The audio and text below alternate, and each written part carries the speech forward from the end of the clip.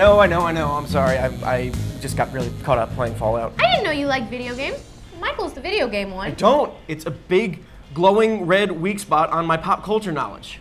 That joke scans, right? Video game bosses still have glowing red weak spots. Aha! I knew it! Squire, fetch my crossbow! Everything that I don't understand is a strike against my ability to contribute to future hypothetical conversations. I must minimize that risk at all costs. So you've taken a hobby that millions of people enjoy casually every day and turned it into a stressful academic exercise. I'm almost afraid to ask, but what are your findings?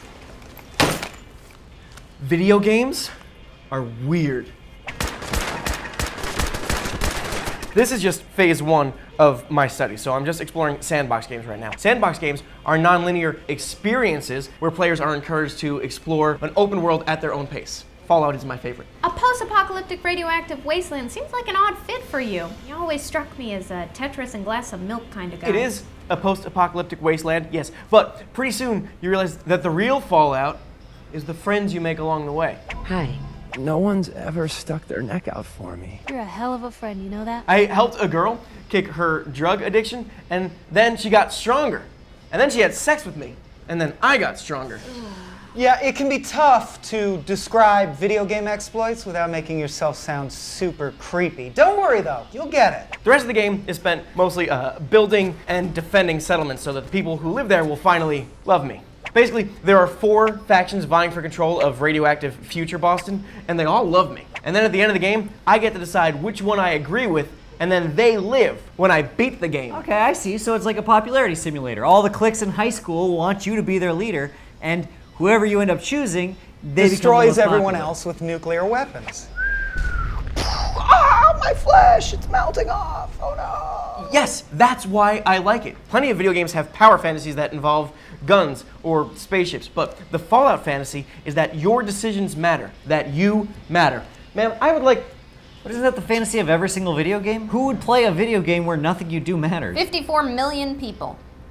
That's how many people bought Grand Theft Auto 5. I just happened to be Googling it, and it like synced up perfectly. But in that game, you can do anything. I mean, you could steal cars, you can ride bikes, you can skydive, you can play darts for some weird reason. You can get drunk, you can get in a fist fight with a cop, and there are absolutely no consequences. I don't like my life with fewer strippers and more dead strippers. You can't really die in that world or cause any permanent damage to the city, but you can stack a bunch of yachts and a pyramid on a highway and launch a jetliner through the center, and all you get is a slap on the ass on your way out of the police station front door. Ah, I get it. It's like a privilege simulator, like a Dionysian ritual, a celebration of our baser impulses and a willful ignorance of possible consequences. The modern term is collective joy.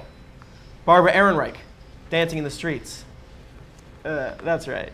My comment has a bibliography. The hardest thing about privilege is knowing when you have it. If you log into GTA Online, you see all the other players driving around, it's immediately obvious they're playing by completely different rules than the non-player characters around them. But your character doesn't know that, because they lack the perspective. See, without that omniscient perspective, you can't perceive privilege.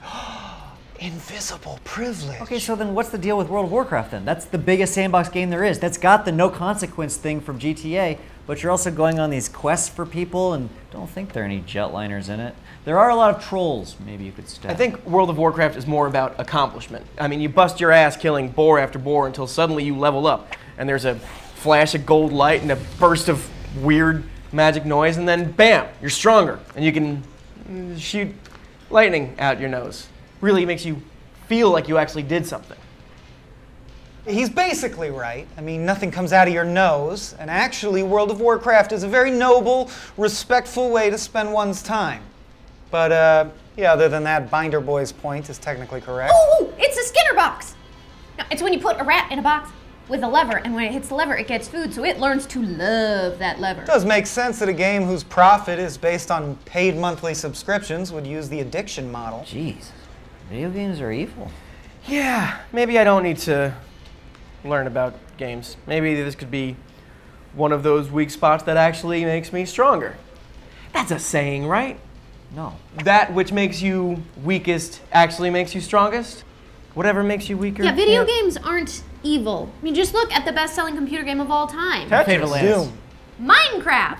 Oh, yeah. See, that's the only game we've talked about tonight that is 100% about building things instead of manipulating them or forcing them to be friends with you. I mean, even if you haven't played the game, you've seen what people have built in it. Scale models of ancient Greece and New York, an actual working computer inside the game. Every goddamn set from Game of Thrones. I mean, I understand what you're saying, obviously, but I also don't exactly, so maybe be clearer. So a lot of video games indulge our impulse to kill or to murder or to explodify. All kind of the same thing. But then a game came along that said, here are tools and a possibly infinite amount of things you can build. And we made that computer game the highest selling game of all time by buying the ever-loving crap out of it. Because at the end of the day, our deepest desire, our greatest impulse is to work together, to try and build something. That's kind of great, right?